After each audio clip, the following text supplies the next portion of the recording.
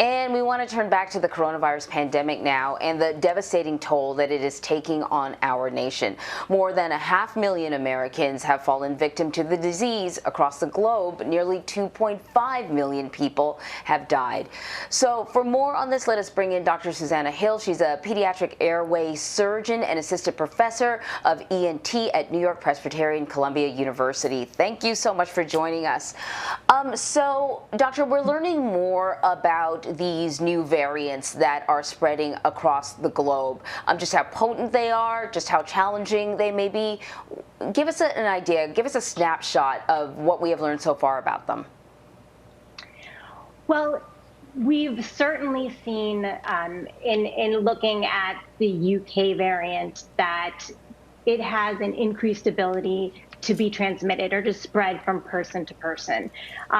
And we've already seen here in the United States that the rate of this UK variant, or the number of cases, is doubling about every 10 days here.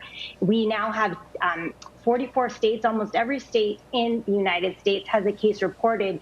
My guess is probably just about every state, all 50, probably have a case of this UK variant at this point. And there are about 1,600 cases so far.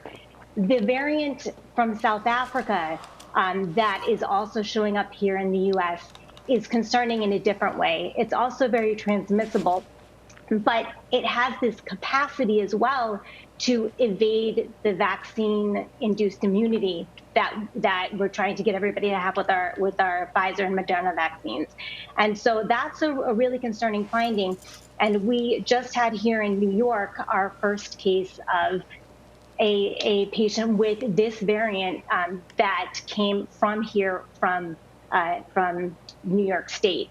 And so far, 10 states in the United States have cases of the South Africa variant, and there are 22 cases overall. So I think we're going to see these variant strains, particularly the variant from the UK, becoming dominant in the next month or so.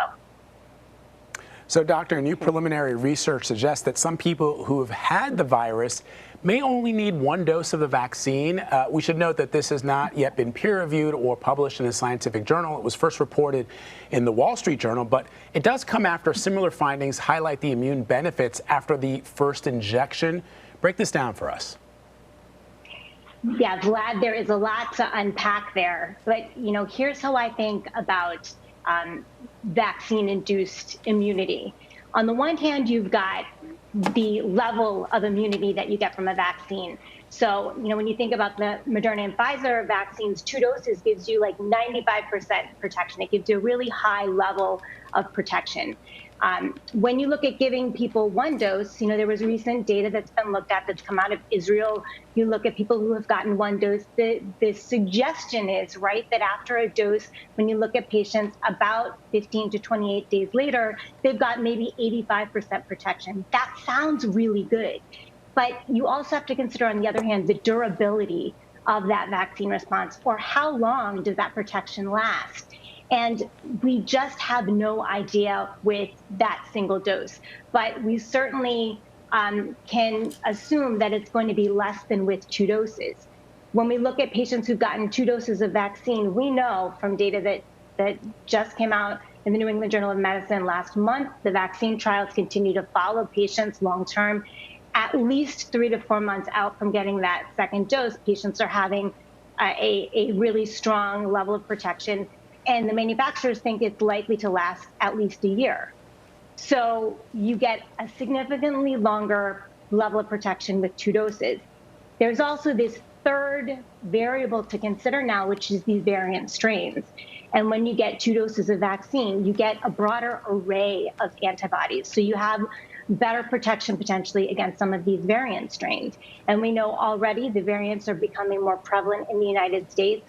We know, particularly with that variant from South Africa, that it has a capacity to evade the vaccine response already. And so the concern is, as these variant strains start spreading more and more, if we have people who have single doses, they may be more susceptible also to these variant strains. And that's going to be a big concern in the coming months. So 2 doses gives you a stronger level of protection, a longer lasting protection, and potentially more protection against these variant strains. So the CDC recently revised its school reopening guidance according to the severity of the outbreak in their locations. But then it was also sort of newly stated that students could go back to the classroom without teachers getting inoculated first. But then yesterday, and I asked people to follow along, yesterday the agency released a report that suggested it's educator-to-educator transmission followed by educator-to-student transmission resulted in a faster spread of the disease. I hope people understood what I said. But the overall question, though, for you is, what's your take, in your medical opinion? Is it safe to open schools? Should teachers perhaps be pushed closer to the front of the line when it comes to inoculation? Yeah. Here's what I want people to remember about this new data that you just mentioned, Anne-Marie. They looked at these schools in Georgia. They found about 9 clusters of COVID cases from December and January of 2020 and 2021. And when they looked closely at the protective measures that were in place, they found that there were significant deficiencies in mask wearing, and the social distancing was not maintained. Many students were less than three feet apart. So that's what we want to remember here about this information. And it speaks to the fact that these protective measures are so important when we're reopening schools. I still believe that opening schools is safe if the protective measures are in place. We had data from last fall from Wisconsin, for example, and North Carolina, and these other school systems had incredibly low rates of transmission because they did such a great job, particularly with masking, but with all of these measures that the CDC is recommending. So I think this is an example of, why these measures are so important and what happens maybe when there are some gaps. And I think also, as you mentioned in your lead there, we saw cases of teacher to student transmission. And so I think this conversation about, it not being able to be passed between children and adults, for example, we need to really kind of start thinking about it as, an illness that is passed from children to adults. And we're going to see more and more cases of children being infected with this virus as well. We've already had 3 million positive cases in children of this virus. As far as teachers go, I think the vaccination is incredibly important. I think they should be prioritized.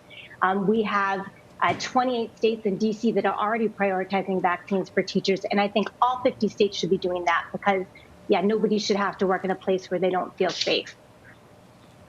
All right, Dr. Hills, thank you so much as always. We appreciate it. Thanks, guys.